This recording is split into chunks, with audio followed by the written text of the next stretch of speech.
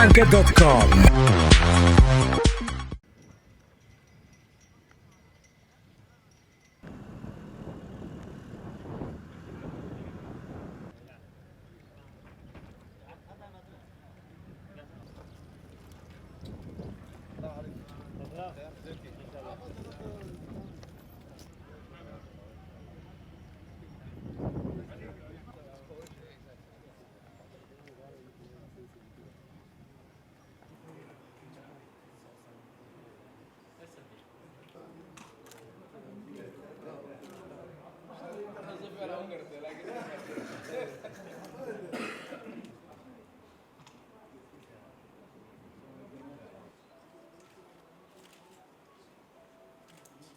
laga hadlay waxaa ka mid ahaa bal laba qodob oo ugu waaweynaa.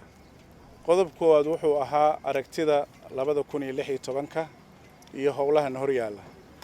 qodobka labaadna wuxuu ahaa waxyaalaha xoogaaga ah ee dhex jira isfahamwaaga ama waxyaalo haday jiraan la kala tabanayo in ayadana laga hadlo. marka labada qodob baa loo kala saaray.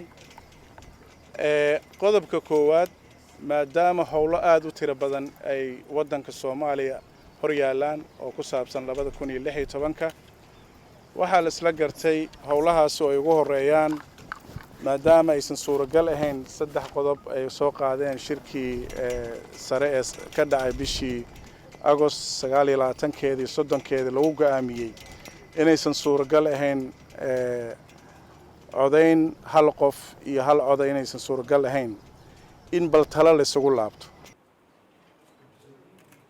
We had really a fantastic opportunity with all the regional leaders here and the President and the Prime Minister to sit together and discuss the 2016 electoral process, and this was the beginning of what will be a national consultation about a national priority issue.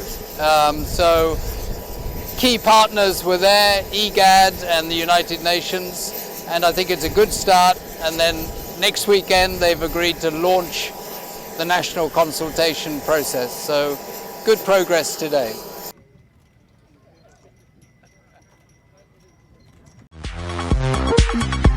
Alanka.com.